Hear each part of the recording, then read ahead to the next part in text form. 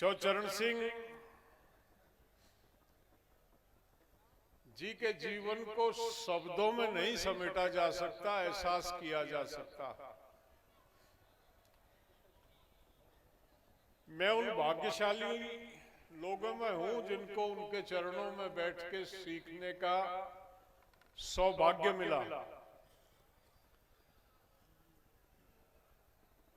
1978 से 1987 तक मैं संपर्क में रहा। 85 से 87 तक वो बीमार रहे, लेकिन 78 से 85 तक का जो दौर था उसमें बहुत गहराई से उनको जानने और समझने का अवसर मिला। हमारे साथी उस समय के अजीत सिंह हुड्डा जी आपके बीच में बैठे। जब हम सक्रिय थे, इमरजेंसी के दौर का समापन था 77 में, और इमरजेंसी के दौर के बाद देश में एक परिवर्तन आया। 47 से 77 का जो दौर था वो आजादी का दौर था, और आजादी के दौर में लोगों का समस्याओं की तरफ ज्यादा ध्यान नहीं था। एक लंबा 700 साल की गुलामी के बाद देश आजाद हुआ था। लोगों का फोकस केवल एक बात पे था कि हम आजाद, गुलामी से मुक्त हुए। सवाल नहीं करते थे लोग, केवल उस आजादी के जश्न को 30 साल तक मनाते रहे। उस समय का जो सत्ता पक्ष था उसमें निरंकुशता आई, और कहीं ना कहीं प्रजातंत्र का हनन हुआ उनके जो कार्यशैली थी उसके माध्यम से। और उस प्रजातंत्र के हनन के विरोध में देश में एक बड़ा आंदोलन, एक आंदोलन की परिवर्तन की लहर आई, और उस परिवर्तन में एक नई राजनीतिक पार्टी का उदय हुआ जिसको जनता पार्टी के नाम से जाना गया। जनता पार्टी से अगर चौधरी चरण सिंह को निकाल दिया जाए तो जनता पार्टी कुछ भी नहीं थी। और मैं और भी बताऊं आपको, चुनाव जो 77 में हुआ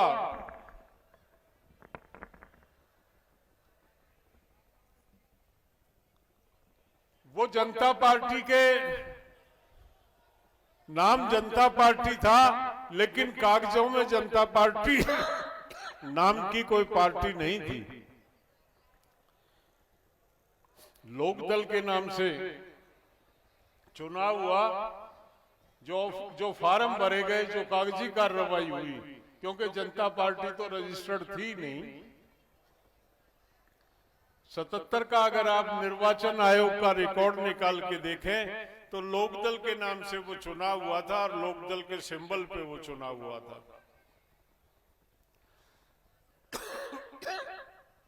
उसको बनाने में चौधरी साहब की अहम भूमिका थी। एक परिवर्तन हुआ, आम आदमी सत्ता के नजदीक गया। पहले कुछ घरों में सत्ता थी, सिलेक्टेड कुछ लोग थे जो 30 साल से सत्ता के इर्द गिर्द घूम रहे थे। जनता पार्टी और चौचरण सिंह का समय आने के बाद सत्ता आम आदमी की तरफ सत्ता गई। एक परिवर्तन आया, रामनिवेश यादव यहाँ के मुख्यमंत्री बने। कर्पूरी ठाकुर बिहार के मुख्यमंत्री बने जो नाई जाति से थे। देवीलाल जी हरियाणा के मुख्यमंत्री बने। किसान वर्ग के जो लोग थे वो सत्ता के शीर्ष पे पहुंचे, ये पहला मौका था। चौधरी साहब के ये प्रयास थे कि सत्ता के वास्तविक हकदार वो लोग हैं जो गांवों में रहते हैं। देश की 80% जनता गांवों में रहती थी, 20% शहर में थी। एक दौर ऐसा था जो 1952 का पहला चुनाव था लोकसभा में, 80% प्रतिनिधि शहर के थे, 20% जनसंख्या और 80% नुमाइंदे शहर से आते थे। गांव में भी शहर के लोग आके चुनाव लड़के और दिल्ली की संसद में जाके बैठते थे। चौचरण सिंह के समय में ये परिवर्तन हुआ कि सत्ता को गांव की तरफ, विकेंद्रीकरण सत्ता का किया चौर साहब ने, गांव की तरफ सत्ता को लेके गए। वो एक बड़ा परिवर्तन था जिसके नतीजे आप देख रहे हैं आज। लेकिन इस तरह की सत्ता की कल्पना चौचरण सिंह की नहीं थी। आज सत्ता में, आज दिल्ली की संसद में नुमाइंदगी तो हमारी है, लेकिन नेतृत्व तो हमारा नहीं। संसद का चेहरा तो बदल गया। किसान और मजदूर के प्रतिनिधि तो वहां दिल्ली पहुंच गए, लेकिन ज्यादातर जो दिल्ली पहुंचे वो नेता नहीं है, वो वहां पे डेस्क है। आप आजकल तो टेलीविजन में देखते होंगे, सांसद जहां बैठता है उसके सामने डेस्क लगे हुए हैं। चंद सांसदों को बोलने का अधिकार संसद में है, बाकी जो है 5 साल उस डेस्क को बजाते हैं। जब तक डेस्क बजाने वाले लोग हमारा नेतृत्व करेंगे, तब तक किसान और गांव आजाद नहीं हो सकता। उस दिन किसान और गांव आजाद होगा जिस दिन हमारा नेतृत्व करने वाले लोग संसद में बैठेंगे, जो अपनी आवाज को बुलंद करेंगे। चौचरण सिंह यही चाहते थे। चौचरण सिंह ने एक लाइन दी थी। चौधरी चरण सिंह 1937 में पहला चुनाव जीते। 37 से लेके 1987 तक लगातार वो किसी ना किसी सदन के सदस्य रहे। 60 साल का अरसा कोई कम नहीं होता। यूपी की असेंबली में उनका बड़ा अहम रोल रहा। वो दिल्ली की संसद में पहुंचे। आज कोई कॉरपोरेटर एमपी एमएलए की बात नहीं कर रहा। आप आज कोई कॉरपोरेटर अगर चुनाव जीत जाता तो 5 साल में 10-5 करोड़ का आदमी हो जाता। 1987 में चौर साहब की मृत्यु हुई। देश में उनके पास घर नहीं था। देश में उनके पास घर नहीं था। एक बिस्वा जमीन उनके नाम से बोजोत की नहीं थी और 23 रुपए उनके बैंक के खाते में थे। वो थे चौधरी चरण सिंह।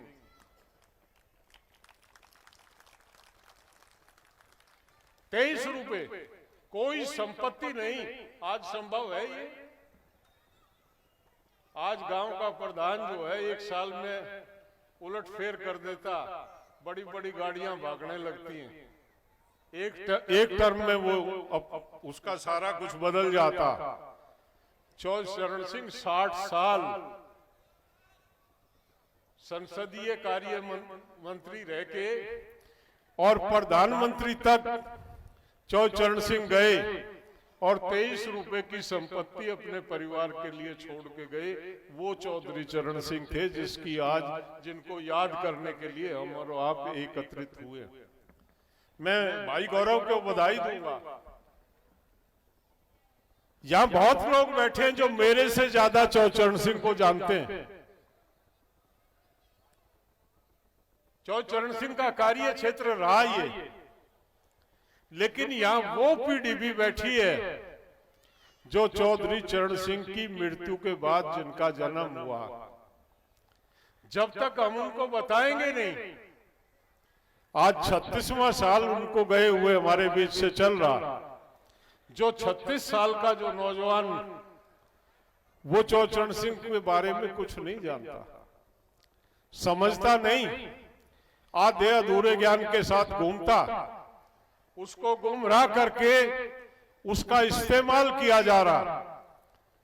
हमको इस तरह के प्रशिक्षण शिविर आयोजित करने पड़ेंगे और उनके माध्यम से बताना पड़ेगा हम उन चौधरी चरण सिंह के अनुयायी, हमको उन चौधरी चरण सिंह की राह पे चलना है जिन्होंने हमारे वजूद को कायम रखा, जिनकी वजह से आज हम बैठ के सम्मानजनक जीवन जी रहे हैं, और हम जिनकी वजह से आज अपने आप को बड़े सम्मान के साथ ये कह रहे हैं कि मैं 10 बीघे, 20 बीघे, 50 बीघे, 100 बीघे का मालिक।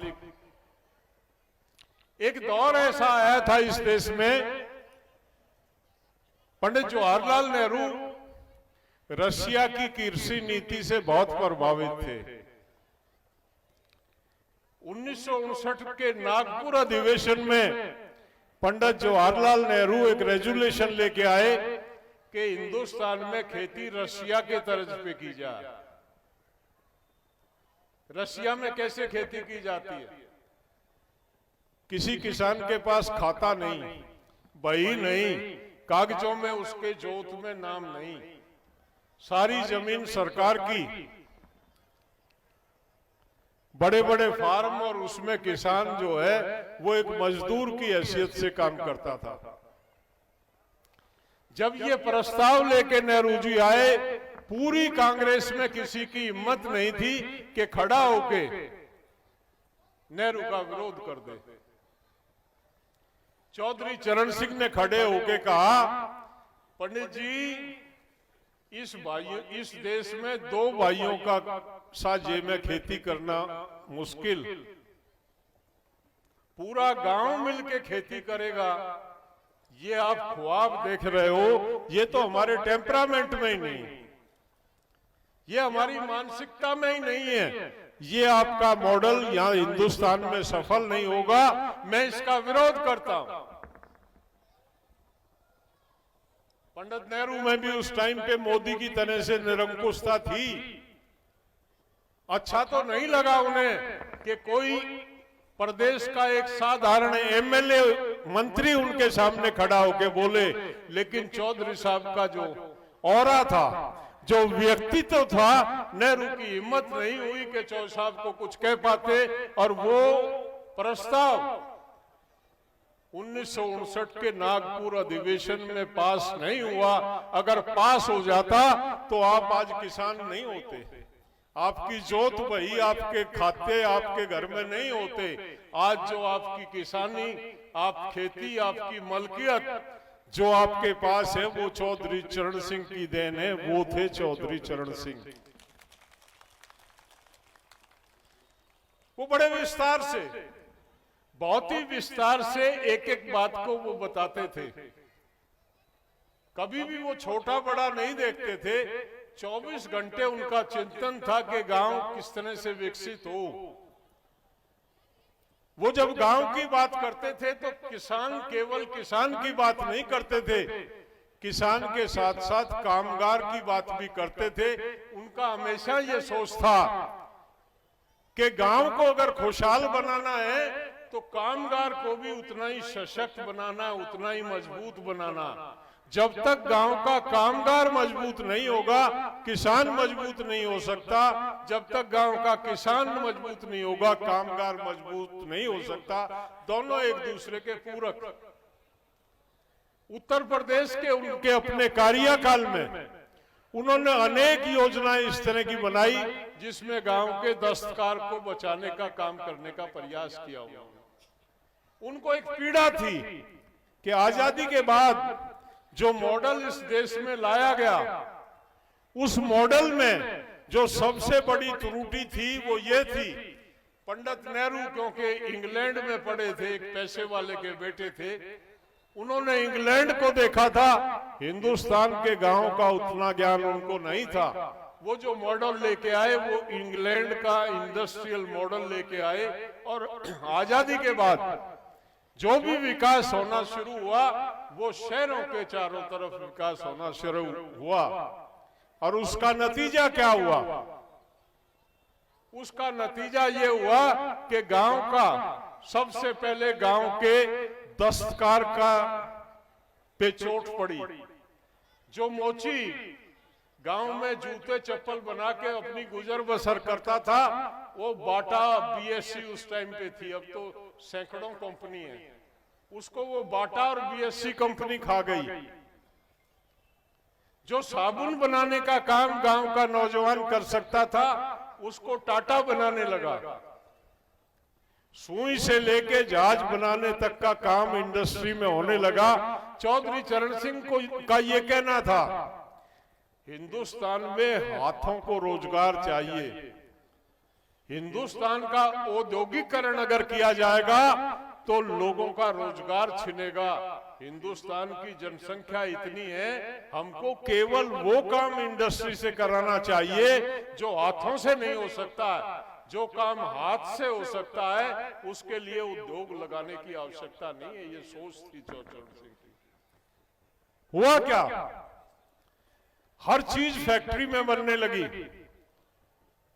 मटके भी प्लास्टिक के आगे, कुम्हारों का भी काम खत्म हुआ, लोहारों का काम खत्म हुआ, फावड़े इंडस्ट्री में बनने लगे।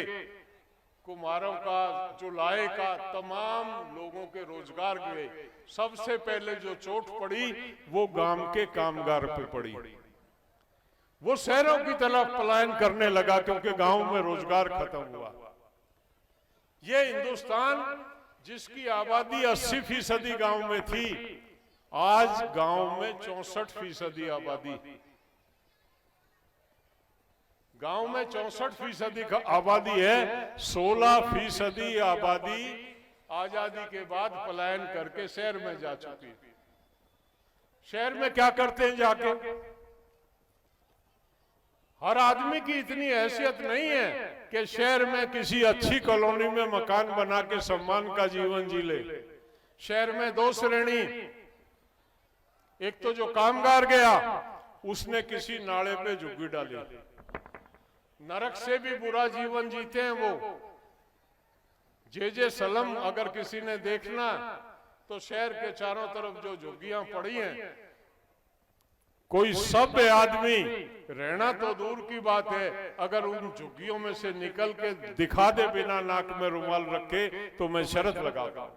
नारकीय जीवन जीते हैं वो हमारे गांव के लोग हैं। सब हमारे यहीं से पलायन हुआ, हमारी सरकारों की गलत नीतियों की वजह से पलायन हुआ। सबके गांवों में सबके मकान है, लेकिन सरकारों ने उनका ध्यान नहीं रखा, उनको दिखाया गया शहर की तरफ। दूसरा वर्ग जो हमारे किसान वर्ग के बच्चे हैं, उत्तर प्रदेश और खास तौर से पश्चिमी उत्तर प्रदेश के लोग लौनी के आसपास जाके दिल्ली में बसे। आपके कुछ गांव के होंगे, कुछ भाई बंद या रिश्तेदार होंगे। 4-4, 6-6 फुट की गलियों में 25-25, 50-50 गज का मकान लेके वो रहते हैं। एक भैंस नहीं रहती जितनी जगह में गांव में, उतनी जगह में परिवार रह रहा, क्योंकि मजबूरी है। गांव की तरफ विकास की जो गंगा बहनी चाहिए थी वो नहीं बही। सारा डेवलपमेंट था वो शहरों तक सिमट गया। चौधरी चरण सिंह इसका विरोध करते थे। चौधरी चरण सिंह का हमेशा ये कंसेप्ट था कि हमको अगर हिंदुस्तान को एक मजबूत राष्ट्र बनाना तो हमको पहले अपने गांव को मजबूती देनी पड़ेगी, गांव के पलायन को रोकना पड़ेगा। और गांव का पलायन बातों से नहीं रुकेगा, गांव में रोजगार के अवसर पैदा करने होंगे। जब तक गांव में रोजगार के अवसर पैदा नहीं होंगे तब तक पलायन नहीं रुकेगा।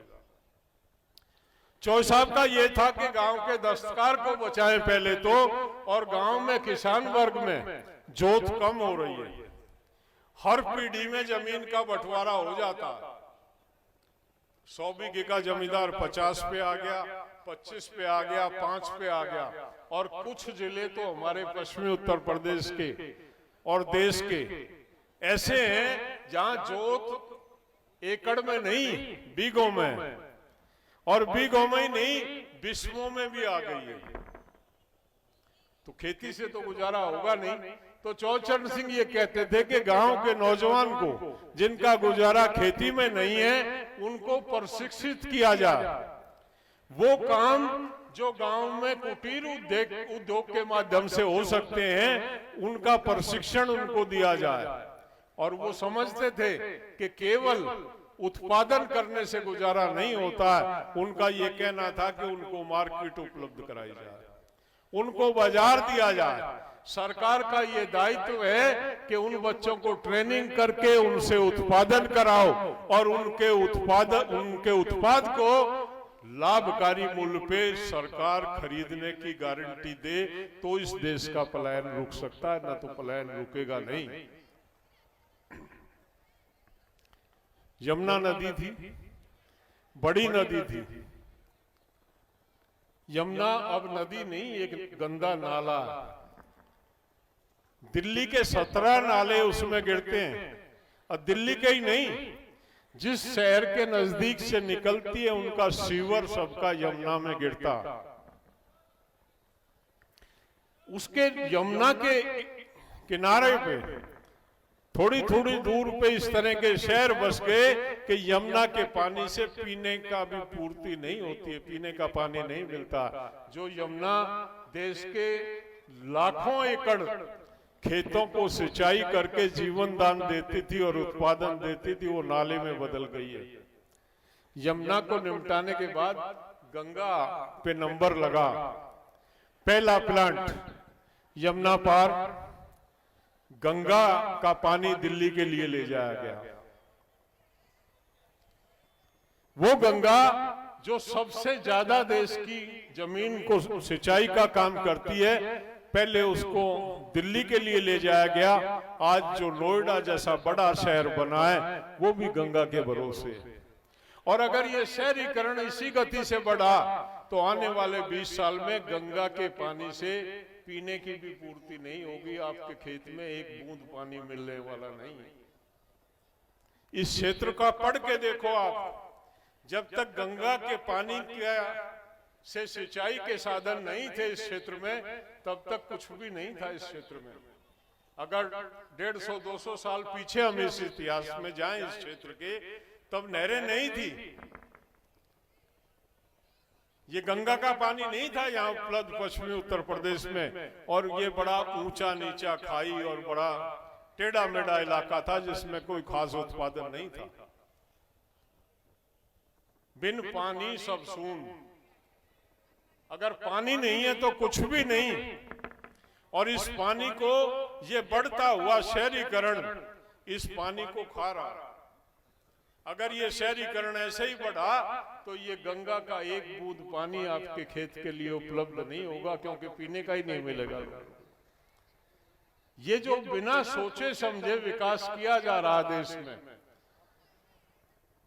जो पलायन को रोक, जो चरण सिंह का सपना था जिस पे काम नहीं किया जा रहा, जब तक इस पे काम नहीं होगा देश बच नहीं सकता। आज हो क्या रहा, 1980 में हम चरण सिंह के पास बैठे हुए थे, कुछ मेरे जैसे और साथी थे। वो कहने लगे देश के टुकड़े होंगे भाई। हमारी समझ में तो नहीं आया, लेकिन एक बात हमारी समझ में आती थी, जो बात चौधरी चरण सिंह कह रहे हैं उसमें दम होगा। विषय हमारी समझ में नहीं आया, लेकिन हमने मान लिया चौधरी साहब कह रहे हैं तो टुकड़े होंगे। और बोला एक नहीं 2-3 टुकड़े होंगे देश के। उस टाइम समझ में नहीं आ रहा था, आज समझ में आ रहा। आपकी समझ में आ रहा है या नहीं आ रहा, लेकिन हमारी समझ में आ रहा है। उस टाइम में देश के जो नेता थे वो राष्ट्रीयता थी, देश उनके लिए सर्वोपरि था, सत्ता उनके लिए बाद की चीज थी। कोई भी सोच और कोई नीति, कोई कदम वो ऐसा नहीं उठाते थे जिसकी देश में एकता और अखंडता कमजोर हो देश की। आज की राजनीति में देश कहीं नहीं है, सत्ता है। किसी का गला काट के सत्ता में लो, किसी को उजाड़ के सत्ता में लो, किसी को मार के सत्ता में लो। आज के नेताओं का उद्देश्य ये रह गया कि सत्ता में बटके रहना। आज की मौजूदा सरकार क्या कर रही है? मैं गांव में जाता हूं और मैं साधारण सवाल पूछता हूं, भाई आप मौजूदा प्रधानमंत्री को क्यों पसंद करते हैं? उसका कार्य गिनवाओ। उसके 99.9% लोग ये कहते हैं, बोला ये मुसलमानों का इलाज कर देगा। ना कोई रोजगार की बात करता, ना कोई शिक्षा की बात करता, ना खेती और किसानी की उन्नति की बात करता। इस प्रधानमंत्री की उपलब्धि बताते हैं, बोला इसने इलाज कर दिया।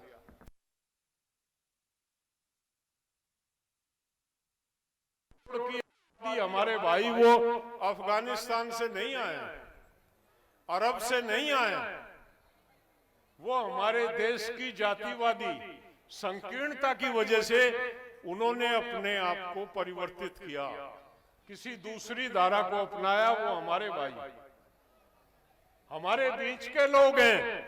एक ऐसी खाई हमारे बीच में खड़ी कर दी। मुगलों से हमें नफरत है, ठीक है, वो बाहर के विदेशी थे, लेकिन आपके गांव का जो लाया, उसने अगर अपनी पूजा पद्धति बदल ली है तो आपके गांव का, आपकी मिट्टी का। कुछ हमारे भाई जिन्होंने धर्म अपना लिया, किसी वजह से नहीं आता पसंद।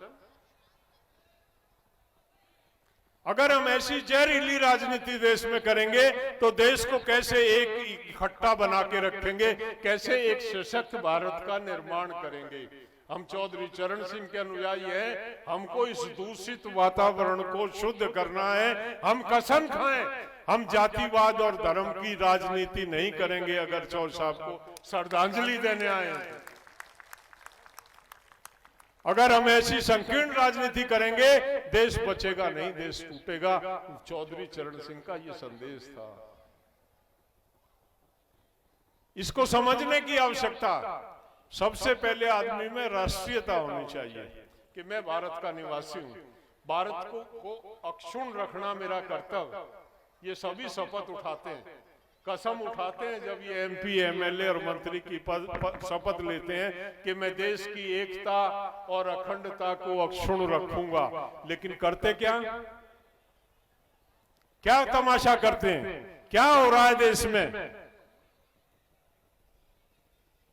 ये देश इसलिए गया, सनातन के 3 भाग हैं। एक वैदिक सनातन, वैदिक सनातन है जहां जाति नाम का ये जहर नहीं। एक पौराणिक सनातन जिसमें गपोड़, झूठ, जिसमें कुछ चतुर और चालाक लोगों ने अपना धंधा बनाया धर्म को, और अपने धंधे को चलाने के लिए ग्रंथों की रचना की, जिसके माध्यम से हमारे पूर्वजों का और हमारा बेवकूफ बनाया गया। और एक आज का सनातन है जो नफरत फैलाता, जो जहर फैलाता, जो समरसता को बिगाड़ता। चौधरी चरण सिंह ने कभी भी, चौधरी चरण सिंह ने कहा था, जो संस्था, जो ऑर्गेनाइजेशन जिसमें जाति सूचक शब्दों का प्रयोग किया जाता है, उस संस्था को सरकार बढ़ावा ना दे, उसका अनुदान बंद कर दे। वो जातिवाद, 2 चीजें हैं। आप अपनी जाति में विश्वास करते हैं, कोई बुराई नहीं। आपको अपनी जाति पे गर्व है, कोई बुराई नहीं है। मुझे भी अपने जाट होने पे गर्व।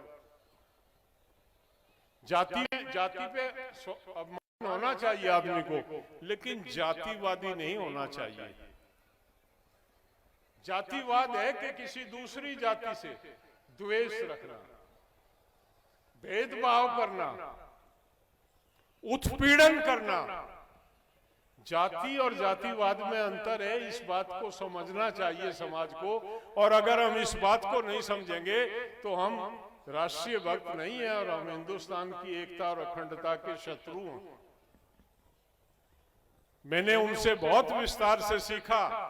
उन पे बोलने के लिए दिन चाहिए, कोई छोटा उनका सोच नहीं था। चौधरी चरण सिंह ने हर क्षेत्र में काम किया।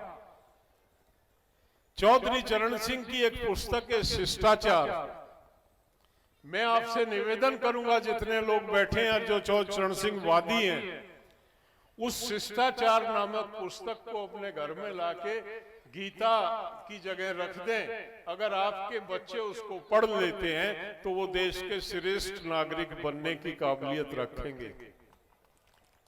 हम उनको देखते हैं।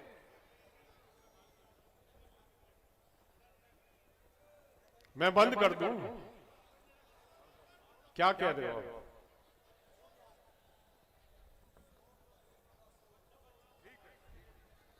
मुझे बुलाते नहीं, थोड़ी देर ये निमट जाता तो दिक्कत क्या? हम चरण सिंह की बात करते हैं, लेकिन साहब को गहराई से समझने की आवश्यकता है समाज को।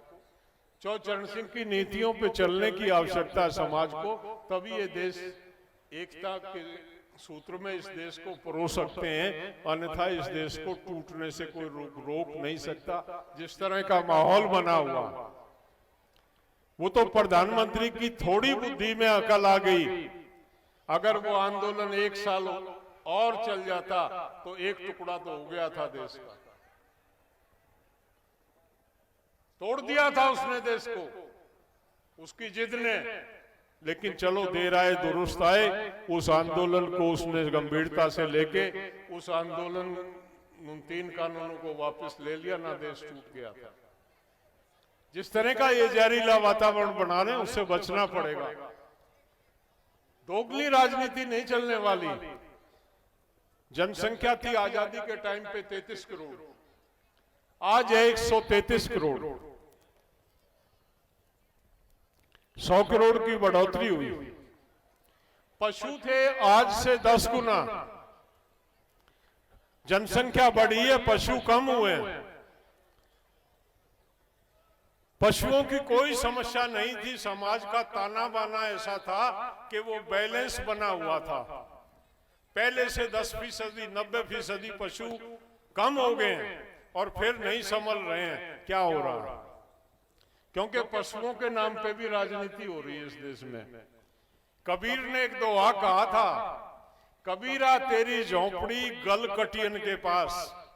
और फिर दूसरी लाइन उसने कही थी, करेंगे सो भरेंगे, तू क्यों भया उदास। ठेका उठा लिया। आपके पास गाय काटने का लाइसेंस है तो आप गाय काट सकते हैं, फिर तो वो गाय नहीं है। अगर कोई बिना लाइसेंस का आदमी गाय काटता है तो वो जुल्म है। दोनों को करो ना। देश का सबसे बड़ा कत्ल खाना जिसका नाम है अल कबीरा, जिसका मालिक एक हिंदू, उसके पास लाइसेंस है, वो कुछ भी काट सकता है। जिसके पास लाइसेंस नहीं है वो एक बहुत बड़ा अपराध है। कैसा देश? और जो गाय भगत है, मैं अपील करता हूं इस मंच से, ये शहर के मेरे भाई जो बड़े बड़े तिलक लगा के गाय के लिए चिल्लाते हैं, ये अपने घर एक एक गाय बांध लें, समस्या खत्म हो जाएगी। और ये खुद नहीं बांध सकते तो किसी किसान को उसका खर्चा दे देंगे, तू बांध ले। किसान को रोजगार मिल जाएगा और उनकी गऊ की सेवा हो जाएगी। चवन्नी खरचते नहीं। गाय दरवाजे पे आ जाए तो सीधा लठ मारते हैं, लेकिन चिल्लाने के लिए सबसे आके कि गऊओं पे अत्याचार सहन नहीं किया जाएगा। रखो ना यार, कौन रोक रहा? ये जो नाटक इस देश में जो नाटक की राजनीति चल रही है, इससे बचने का तरीका है चौधरी चरण सिंह के बताए हुए मार्ग पे चल के इस देश को आगे ले जाना। उनको सच्ची श्रद्धांजलि ये होगी, हम उनको अपने बच्चों को बताएं क्या थे चरण सिंह, क्या था उनकी कार्यनीति, क्या शिक्षा वो देना चाहते थे, किस तरह का भारत बनाना चाहते थे। जब तक हम अपने बच्चों से चर्चा नहीं करेंगे अपने घरों में, तब तक ये चलने वाला नहीं है। आपने मुझे सुना, आपने मुझे सम्मान दिया, मैं आपका आभारी हूँ। धन्यवाद। जय किसान।